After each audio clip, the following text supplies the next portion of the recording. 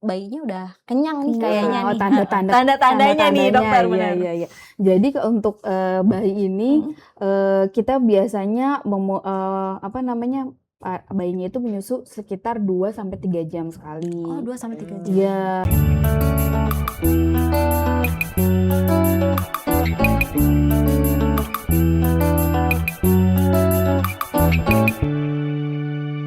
Kalau ngomongin tentang anak, nama anak, setelah punya anak itu biasanya yang akan jadi pemikiran selanjutnya adalah gimana caranya supaya bisa memberikan ASI eksklusif kepada anak. Betul, apalagi kan asupan anak kita tahu di beberapa bulan awal tuh cuman dari ASI ya Mas Yes, Tom. dan sebenarnya juga ada banyak juga yang menyebut ada mitos-mitos. Waktu pertama kali menyusui, kok aku lihat susunya warnanya nggak putih ya, tapi agak kekuningan. Apakah itu berbahaya? Gitu. Terus ada juga mitos yang bilang ASI pertama suruh dibuang. Nah, itu dia. Supaya kita bisa menjawab mitos-mitos itu dan kita tidak termakan oleh hoax ya, kita langsung undang saja. Ini adalah spesialis dokter anak. Kita undang langsung hari ini supaya bisa menjawab pertanyaan-pertanyaan Okezoners dan juga keresahan-keresahan dari Okezoners. Kita langsung undang Dokter Mutiara. Selamat pagi, dokter. Selamat pagi, dokter. Selamat pagi. Halo, dokter. Halo. Selamat pagi. Silakan, duduk, dokter. Dokter Mutiara. Iya. Dok, ini kan kita juga sekaligus merayakan Pekan ASI nih, Dok, yang dirayakan di Indonesia juga. Iya. Tapi banyak orang tua yang masih merasa kayaknya saya belum optimal deh memberikan ASI kepada anak, dan juga kadang-kadang mau memberikan ASI secara baik kepada anak, tapi kadang-kadang orang tua ngasih mitos ini, mitos itu. Betul, banyak banget Jadi ya mitos. yang namanya kakek nenek kan kadang juga merasakan ini ya, pengen memberikan perhatian kepada cucunya, tapi kadang-kadang juga termakan mitos nih, Dok. Nah, kalau ngomongin tentang ASI nih, Dok, sebenarnya wajibnya anak bayi itu mendapatkan ASI sampai umur berapa sih, Dok? ASI. Jadi ASI ini ASI eksklusif dulu ya yang kita bahas. ASI eksklusif itu harus didapatkan sang bayi itu dari 0 bulan dari baru lahir sampai 6 bulan. Kemudian setelah 6 bulan nanti bayi itu akan mulai belajar untuk makan ya. Tapi anak itu kan tidak bisa langsung ya makan, itu kan hal yang baru gitu ya. Jadi tetap harus didampingi ASI sampai usia 2 tahun. Oh, jadi 0 sampai 6 itu hanya ASI? Hanya ASI eksklusif. 6 bulan sampai 2 tahun itu ada makanan pendampingnya, tapi tetap ASI-nya nggak boleh lepas? Tidak boleh lepas, betul. Nah dokter, kalau dari usia 0 sampai 6 bulan tadi nih, sebenarnya boleh nggak sih kayak bayi dikasih vitamin atau obat yang bisa tambah bantu tumbuh kembang dia, itu sebenarnya boleh atau nggak sih, Dok? Boleh. Jadi ASI eksklusif itu pengertiannya memang hanya diberikan ASI tanpa ada tambahan susu formula yang lain.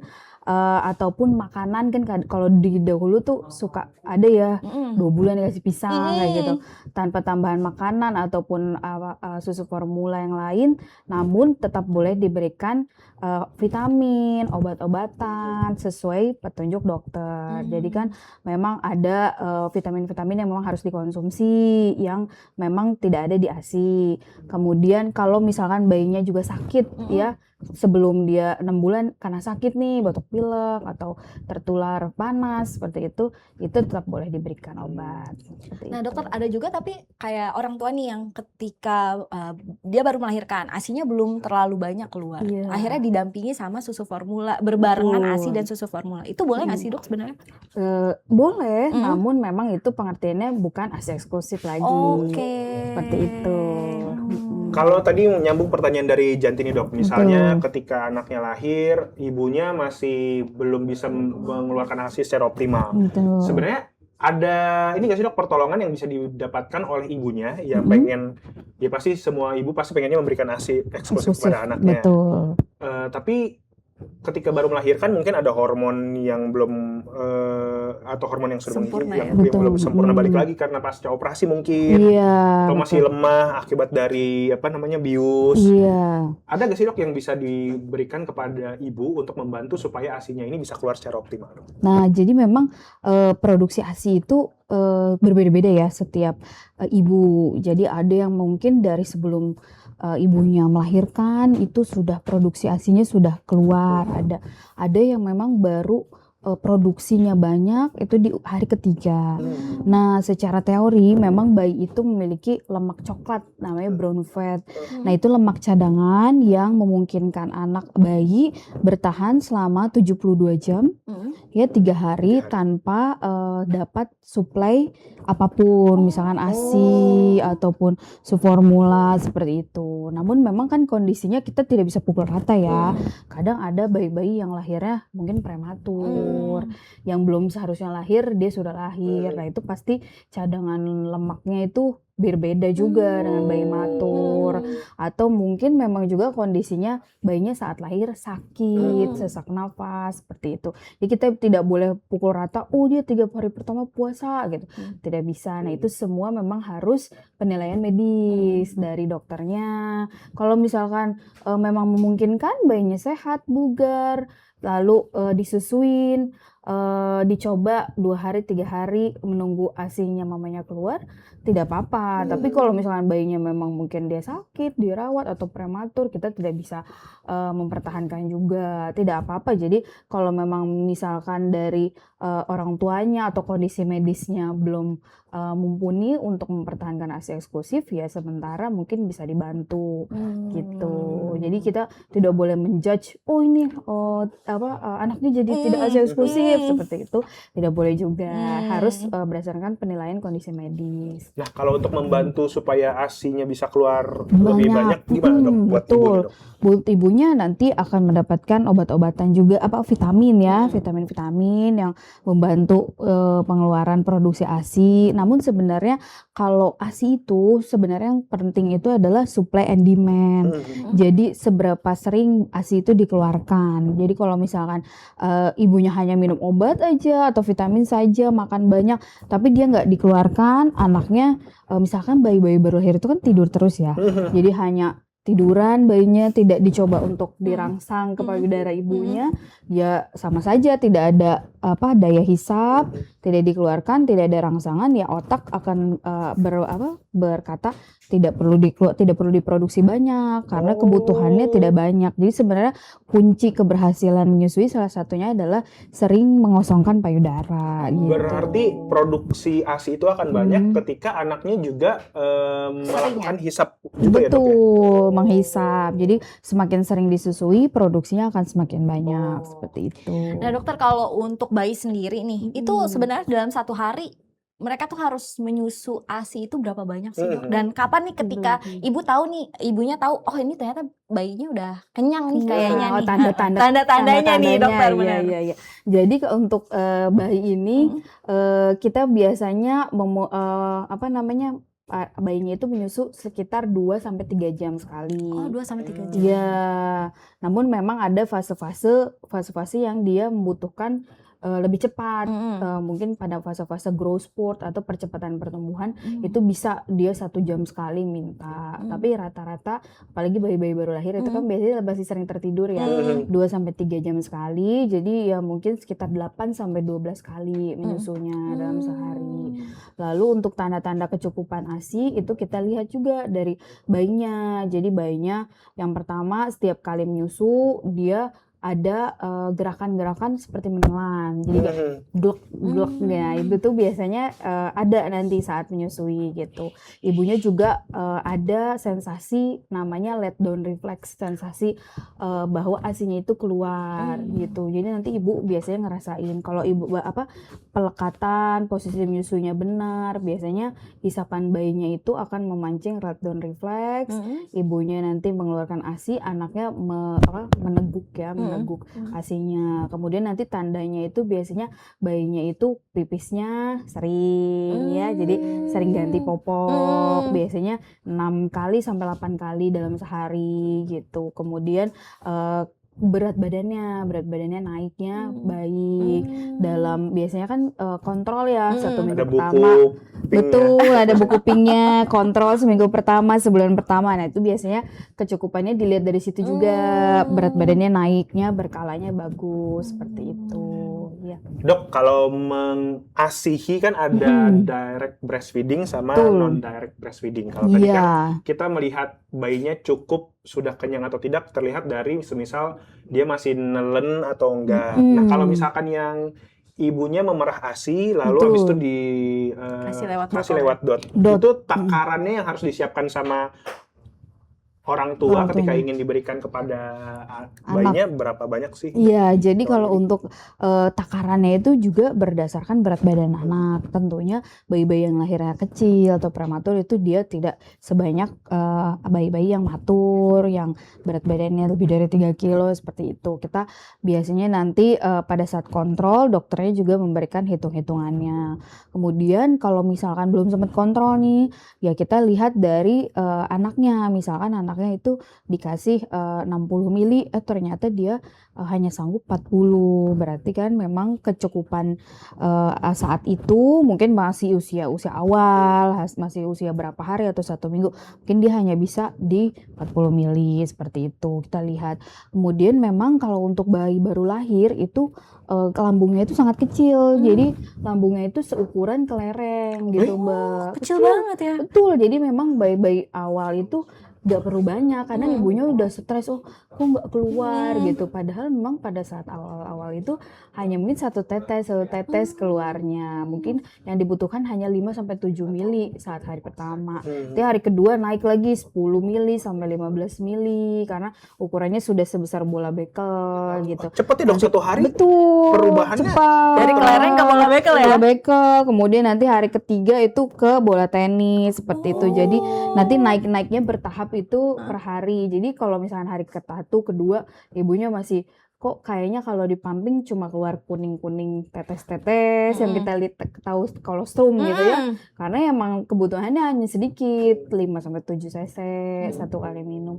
Seperti itu. Jadi tidak perlu khawatir gitu. Nah, mumpung tadi dokter ngebahas tentang kolostrum nih dok, Iya. kan itu disebut juga sebagai ASI emas. Betul, golden liquid. Nah, terus habis itu ada juga yang bilang katanya dulu mitosnya itu tuh katanya ASI kotor, Harus mending dibuang. Nah, Iya, itu iya, gimana dok untuk ngasih tahu ke mungkin ke nenek Nenek atau ke iya, bener-bener. tantenya yang mungkin kemakan mitos nih dok. Mitos, Mumpung ada dokter di sini iya. bisa nanti pas ditunjukin ke keluarga bagian ini ntar dipotong kasih tahu nih ke nenek.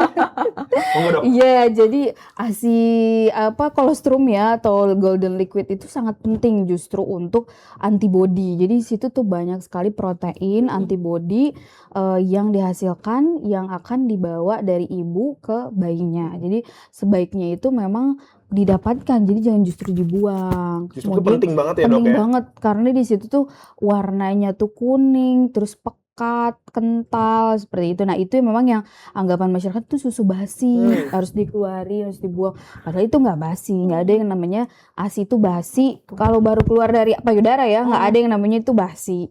Kecuali memang dia didiamkan di suhu ruang lama, ya mungkin itu sudah terkontaminasi bakteri.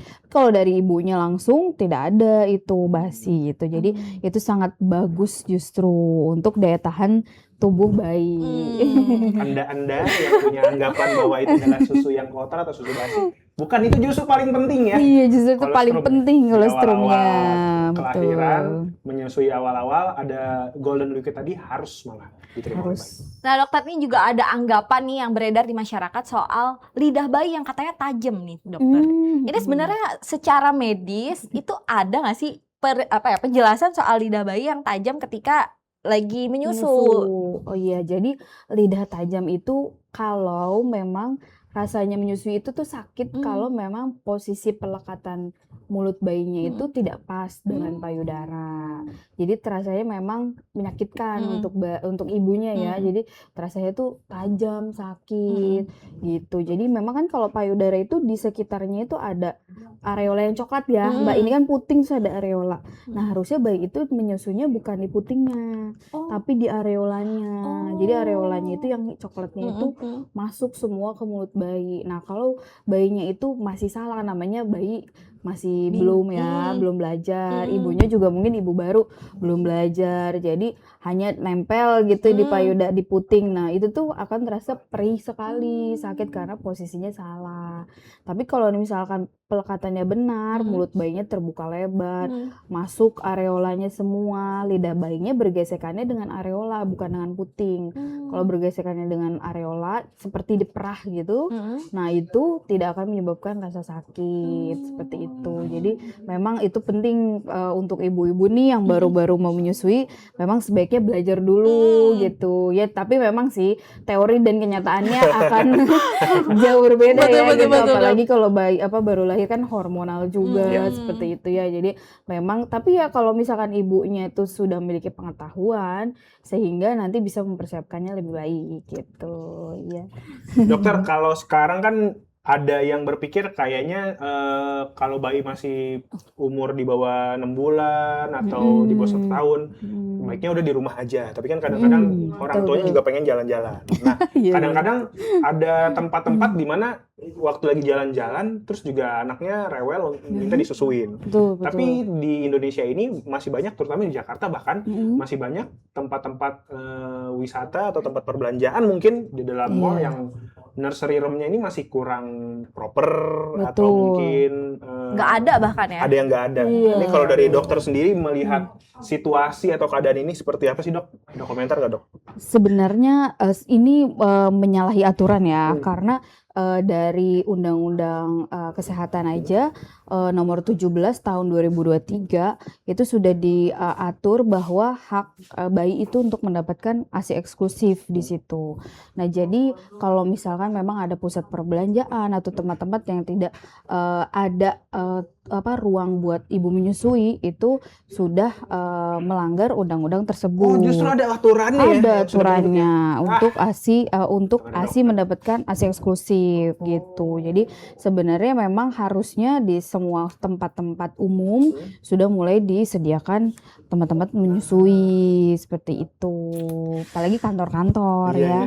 Betul. Lo kantor udah ada ya kalau di sini. Udah ada, Dok. Ada ruangannya sendiri supaya ibu itu bisa selain menyusui atau ini pumping, Dok. Pumping, betul, untuk pumping, betul. Nah, dokter, mungkin ada juga occasioners yang lagi mengasihi bayi-bayinya ya, dan pengen produksi ASINya nih pasti optimal terus ya, Dok. Betul. Ini tuh sebenarnya faktor yang bisa mempengaruhi ASI biar bisa optimal ini apa aja sih, Dok? Apa cuma dari makanan atau secara mental juga bisa berpengaruh, Dok? Iya, pengaruh. Jadi yang pertama memang untuk mendapatkan ASI yang bagus banyak, bagus.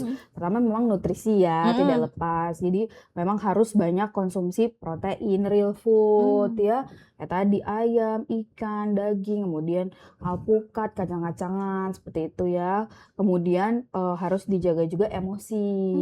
Nah, emosi itu juga mempengaruhi hormon. Jadi kalau misalkan ibunya ini bekerja dalam tekanan atau memang udah di rumah banyak masalah, di kantor banyak masalah, ya udah, jadi hormonnya itu nanti akan menghasilkan hormon stres, kortisol. Nah, hormon ini juga akan mempengaruhi hormon prolaktin yang akan menghambat produksi ASINya juga. Jadi kalau ibunya itu stres, tegang, itu juga mempengaruhi.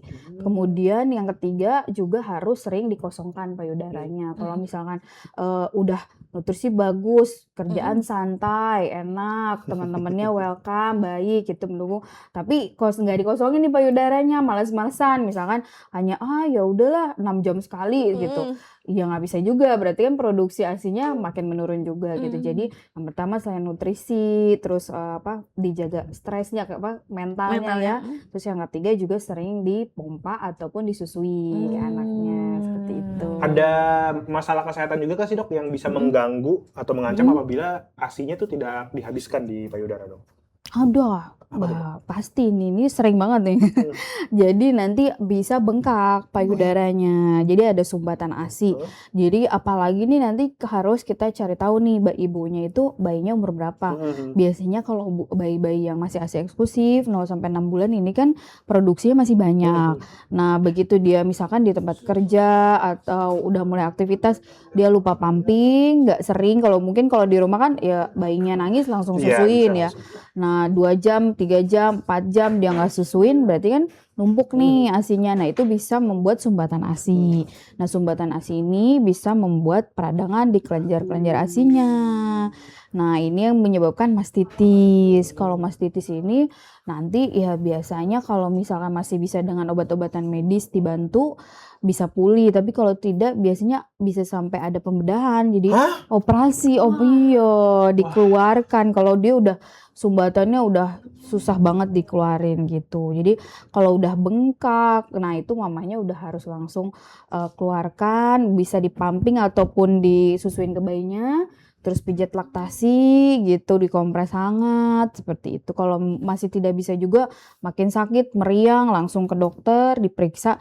Karena kalau misalnya udah sumbatannya, kan kalau sumbatan itu misalnya awalnya kecil, lama-lama dia kalau menumpuk makin besar kan. Jadinya makin Makin banyak ke belakang besar, yang iya menjadi betul. gumpalan ya dok. Betul, 1 hari aja nggak ditangani itu akan menyebabkan rasa sakit yang luar biasa gitu. Nggak main-main ya. Nggak main-main dia Betul. jadi ibu menyusui ya. Betul, dokter. Ibu yang sedang menyusui Iya ya. benar. Upahmu besar di surga. Nah, Betul sekali. Nah dokter ini juga mungkin di Okezoners juga banyak yang berstatus sebagai pekerja nih dan mereka pengen tetap memberikan ASI kepada anak yang akhirnya bawa pumping ke kantor ya kan. Betul. Nah ini kalau udah mulai harus pumping ibu pekerja ini gimana sih memanage stok ASI yang benar Bagus, dan seperti apa ASI yang masih layak diberikan kepada bayi kalau dalam perjalanan itu dok? Nah, jadi kalau untuk ibu-ibu nih Okezoners yang akan pumping, jadi yang harus disiapkan yang pertama cooler bag. Jadi cooler bagnya pilih cooler bag yang memang sudah terstandar ya, kan ada yang belum terstandar, yang tebal lapisannya, jadi bisa menahan dingin selama perjalanan. Karena kadang mungkin perjalanan 2 jam gitu ya ke kantor, pulang lagi seperti itu. Kemudian ice pack atau ice gel ya, ice gelnya juga jangan satu, mungkin harus beberapa karena kita harus biasanya tuh di samping dan di atas terutama. Kalau ada lebih di bawahnya juga boleh. Kemudian botol ASI ataupun kantong-kantong ASINya itu harus disiapkan. Kemudian kalau misalkan yang pasti itu ya alat pumpingnya ya. Kemudian nanti kalau misalkan Okezoners ini ingin memompa itu kalau bisa disesuaikan dengan kebutuhan bayinya. Jadi ditampungnya misalkan oh bayi saya minumnya baru 80, jadi nanti mungkin di kantong ASINya atau di tempat ASINya itu disediakannya 80 supaya nanti lebih mudah gitu untuk disimpan. Kemudian nanti kalau misalkan bawa pulang nih ya dari misalkan dari kantor ke rumah. Nah, itu sebenarnya kalau masih dalam waktu 24 jam dan menggunakan ice gel dan ice bagnya itu dengan benar selama 24 jam bisa bertahan. Betul. Asal nggak dibuka tutup seperti itu ya. Jadi nggak kena udara panas. Tapi kalau misalkan kita nggak tahu nih ya, nggak yakin gitu, kalau bisa nanti langsung dimasukkan begitu tiba di tempat kantor udah ada kulkas, sebaiknya sih langsung dipindahin aja di kulkas. Kalau di kulkas itu daya tahannya lebih lama. Kulkas bawah atau chiller, tapi bukan di pintunya ya, agak di dalam, itu bisa tahan sampai 4 hari. 4 hari. Iya. Kemudian kalau di freezer dia bisa sampai, kalau kulkas yang 2 pintu di freezer bisa sampai 3 bulan sampai 6 bulan. Seperti itu. Jadi nanti harus di notice juga nih kita nyimpennya di mana gitu. Menarik ya perbincangan sama dokter. Tapi mohon maaf nih dokter, kita udah harus habis durasinya karena sudah jam 10. Terima kasih buat dokter Mutiara Retnoanjani dari Rumah Sakit Hermina Serpong, dokter spesialis anak. Kalau misalkan dokter ini di Rumah Sakit Hermina hari apa aja dok? Di hari Senin sampai Sabtu. Senin sampai Sabtu. Berarti hari ini harusnya lagi di rumah sakit. Ini lagi izin untuk morning zone. Wah, spesial nih. Pengen enak nih penjelasan dokternya waktu lagi ngobrol di sini. Pengen deh ketemu sama dokter yang kalau kita lagi ngobrol sama dokternya kita nggak dijudge, jadinya nggak stres buat ibunya. Betul, malah dikasih masukan yang sangat positif ya dari tadi dari dokter Mutiara nih. Bisa langsung ketemu sama dokter Mutiara Retnoanjani di Rumah Sakit Hermina Serpong ya dok ya. Dari hari Senin sampai Jumat? Sabtu. Senin sampai Sabtu jam berapa dok? Ada, nah itu jadwalnya beda-beda, ada yang Beda-beda pagi atau siang. Tinggal Langsung aja ntar dijadwalin coba ya. cek ya. Iya. Rumah sakit Hermina Serpong. Dokter Mutiara, terima kasih sudah Terima mampir. kasih Terima Dokter kasih. Mutiara. Semoga makin banyak ibu yang mengasihi Mengasihi, dan amin. juga untuk ibu yang selalu mengasihi, semoga bisa tetap sabar-sabar, Iya. emosinya mungkin ada sedikit banyak yang ngasih masukan tapi nggak sesuai sama di hati, nggak usah ditelan. Iya, Betul. tidak perlu dihiraukan. Benar, karena Anda yang menjalaninya bukan dia. Iya. Baiklah, waktu juga yang memisahkan kita. Terima kasih Okezoners sudah menyaksikan Morning Zone. Saksikan terus Morning Zone setiap hari Senin sampai Jumat dari jam 9 sampai jam 10 pagi. Dan saksikan juga tayangan ulang Morning Zone di YouTube Official Okezone dan juga Okezone Vibes. Kalau gitu, saya Tommy pamit. Janti pamit. Dokter Mutiara Mutiara juga pamit. pamit. Kita ketemu lagi di kesempatan selanjutnya. Kalau gitu, selamat pagi, selamat beraktivitas. Dan sampai jumpa.